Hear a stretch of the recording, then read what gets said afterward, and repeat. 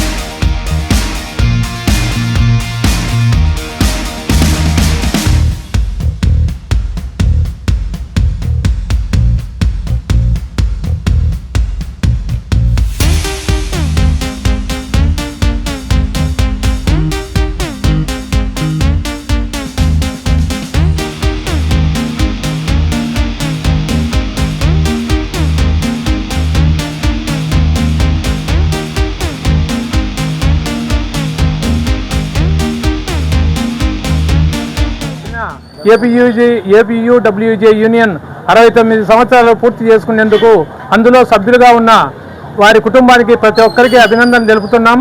భవిష్యత్తులో కూడా ఈ యూనియన్ ఇదే విధంగా కొనసాగుతుంది, ఇదే బలంగా బలోపేతంగా ఉంటుంది. పోరాటాలు కూడా ప్రభుత్వంపై కూడా జర్నలిస్టుల సమస్యల కోసం రాజీ లేని పోరాటాలు జరపడంలో మొదటి నుంచి ముందు ఉన్నాం, రేపు కూడా ముందుంటాం, మొన్నాడు ముందుంటాం. కాబట్టి సేవా కార్యక్రమాలు కూడా నంద్యాలలో కానీ ఎక్కడైనా కానీ ఏ మాత్రం తగ్గకుండా సేవా కార్యక్రమాలు జరపడంలో ఏపీయూడబ్ల్యూజే ముందుంది. ప్రభుత్వ ఆసుపత్రులు కావచ్చు, ఇంతకుముందు పరివర్తన దాంట్లో కావచ్చు, ఇంకా ఎన్నో సేవా కార్యక్రమాలు, అంటే కొన్ని ప్రచారం లేనివి ఉన్నాయి, కొన్ని ప్రచారంతో ఉన్నాయి. ఖచ్చితంగా యూనియన్ ఎంతో బలంగా ఉంది. మనకు మంత్రి ఫరూక్ గారి ఆశీస్సులు ఉన్నాయి. ఈ ఖచ్చితంగా ప్రతి దానికి రాజీ లేని పోరాటం, అంటే ఆ పేపర్లో ఉన్నాడు, ఈ పేపర్లో ఉన్నాడు, ఆ పార్టీలో ఉన్నాడు, ఈ పార్టీలో ఉన్నాడు అనకుండా న్యాయమైన ప్రతి జర్నలిస్టు జరిపే దానికి అండగా నిలుస్తుంది యూనియన్. కాబట్టి అందరికీ అభినందనలు తెలుపుతూ ఇదే ఉత్సాహాన్ని ఇదే కంటిన్యూ చేస్తాం. మా సీనియర్లలో 69 కాదు 96 వరకు ఉంటామని చెబుతూ సంతోషాన్ని వ్యక్తం చేస్తున్నాం. మన యూనియన్ నాయకుల కల్లా అన్నదాన కార్యక్రమం నిర్వహించి ఇందులో సహకరించిన ప్రతి ఒక్కరికి అభినందనలు తెలుపుతున్నాం. ఈరోజు ఏపీడబ్ల్యూజే 69th యానివర్సరీ దాదాపు 1957 నుంచి ఆర్గనైజేషన్ ఉంది. ఇక్కడ చాలామంది నంద్యాలలో కూడా స్ట్రాంగ్ పాత్రికేయులు ఉన్నారు. ఈ ఏపీడబ్ల్యూజే ఒక one of the strong organisation. ఇది ప్రతి అంటే సోషల్ ఎన్వైర్న్మెంట్ కానీ ఏమంటారు చారిటీ కానీ ప్రతి దానికి వీళ్ళు ముందుకుంటారు. ఖచ్చితంగా మేము కానీ మా పార్టీ తెలుగుదేశం పార్టీ నుంచి నేను కానీ మన మంత్రివారు ఫారూక్ గారు ఎమ్మెల్యే గారు కూడా మంత్రివారు ఫారూక్ గారు మరి ఎమ్మెల్యే గారు కూడా వీళ్ళందరికీ సపోర్ట్ ఉంటారు. ఖచ్చితంగా మీరు ఏ ప్రోగ్రాం చేసినా మీకు ఖచ్చితంగా అండగా ఉంటారని కోరుకుంటూ సెలవు తీసుకున్నారు. జై హింద్. అందరికీ నమస్కారం. ఏపీయూడబ్ల్యూజే అనేది మొదటగా ఒక అడుగుతో స్టార్ట్ అయ్యి ఇప్పుడు రాష్ట్ర వ్యాప్తంగా కాదు, ఉమ్మడి ఆంధ్రప్రదేశ్లో ఎన్నో పోరాటాలు, ఎన్నో సమ్మెలు, ధర్నాలు నిర్వహించి జీతం లేనటువంటి పాత్రికేయులకు ఒక వృత్తి కల్పించేదానికి ఎన్నో కృషి చేసింది.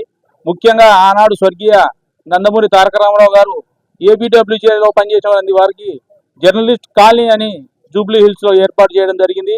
రెండవ పర్యాయం ముఖ్యమంత్రి అయిన తర్వాత ఆ తర్వాత చంద్రబాబు నాయుడు గారు ఆర్టీసీ బస్సులలో రాష్ట్ర వ్యాప్తంగా సగం ఛార్జీ చేసి ఆ తర్వాత జిల్లా అంతా ఉచితంగా రాష్ట్ర వ్యాప్తంగా 30% చేసేదానికి ఏపీడబ్ల్యూజేలో ఎన్నో పోరాటాలు చేసింది.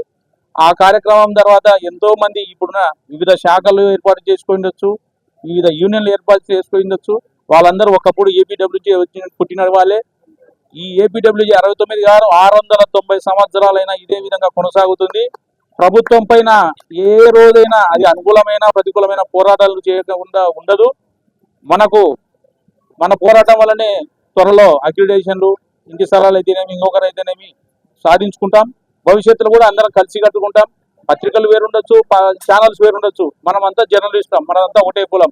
కాబట్టి మన సమస్యలు వచ్చినప్పుడు స్థానిక నాయకుల సహకారంతో, అధికారుల అండదండలతో మనం అన్ని పరిష్కరించుకుందాం. ఈ విధంగా ముందుకు పోవాలని చెప్పి నేను తెలియజేసుకుంటూ 69వ సంవత్సరం జరుపుకున్న ఏపీడబ్ల్యూజే సభ్యులకు ముందుగా శుభాకాంక్షలు తెలుపుతున్నాము. ఏపీడబ్ల్యూజే 69వ వార్షికోత్సవాన్ని పురస్కరించుకొని నంద్యాల ప్రభుత్వ ఆసుపత్రిలో రోగుల యొక్క సహాయకులకు అన్నదాన కార్యక్రమం ఏర్పాటు చేశాము. దానికి ప్రతి ఒక్కరి సహకారాన్ని మరవలేంది. ఏపీడబ్ల్యూజే జర్నలిస్టుల యొక్క సమస్యల మీద నిరంతరం పోరాడుతుంటుంది. ఇప్పుడు జర్నలిస్టులు అనుభవిస్తున్న ఏదైనా హక్కులు ఉన్నాయంటే అవి ఏపీడబ్ల్యూజే పుణ్యమే. ఆ ఏపీడబ్ల్యూజే 1957లో ఇదే రోజు ఆవిర్భవించింది.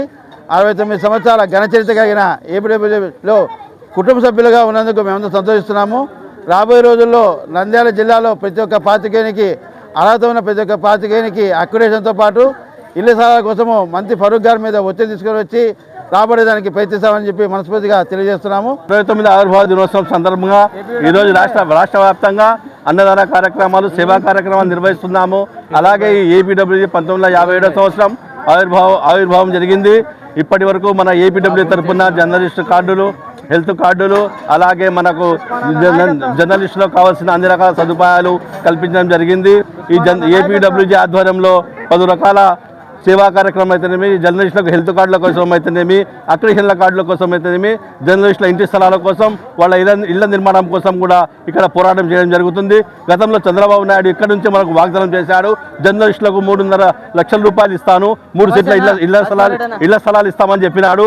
ఆ వాగ్దానాన్ని ఇప్పుడు ఆయన చంద్రబాబు నాయుడు ముఖ్యమంత్రి అయిన సందర్భంగా మేము ఒక్కటే డిమాండ్ చేస్తున్నాము, మన జర్నలిస్టులకు ఇంటి స్థలాలు, ఇళ్లు నిర్మించి ఇవ్వాలని చెప్పి రాష్ట్ర వ్యాప్తంగా కోరుతున్నాము. అలాగే జర్నలిస్టులకు హెల్త్ ఇన్సూరెన్స్ కార్డులు కూడా ఇవ్వాలి. ప్రభుత్వ ఉద్యోగులకు సమానంగా మన జర్నలిస్టులకు కూడా హెల్త్ సౌకర్యం కల్పించడం జరిగింది. ఆ హెల్త్ కార్డులకు కూడా త్వరితంగా ఇవ్వాలి. గతంలో 12,000 అక్రిడేషన్లు ఉంటే జగన్ ప్రభుత్వంలో 7,000 కుదించినారు. కాబట్టి తిరిగి ఏపీడబ్ల్యూజే తరఫున మేము డిమాండ్ చేస్తున్నాము, జర్నలిస్టుల యొక్క హక్కులను కాలరాయకూడదు. దాదాపు 12,000 అక్రిడేషన్లు ఉంటాయి. చిన్న పత్రికలకు కానీ, గ్రామీణ పత్రికలకు కానీ, మెట్రోలో కానీ, రూరల్లో కానీ ప్రతి ఒక్క జర్నలిస్టు కూడా, అర్హులైన ప్రతి ఒక్క జర్నలిస్టు కూడా మనకు అక్రిడేషన్ కార్డులు ఇవ్వాలని డిమాండ్ చేస్తున్నాము. ఇంటి స్థలాన్ని జీవో ఇచ్చి, త్వరితగతిన జీవో ఇచ్చి ఇండ్లు నిర్మించాలని చెప్పి మేము ఈ సందర్భంగా డిమాండ్ చేస్తున్నాం. సత్యాన్ని లైక్ చేయండి, నీతిని షేర్ చేయండి. సైరా తెలుగు న్యూస్ టీవీని సబ్స్క్రైబ్ చేయండి.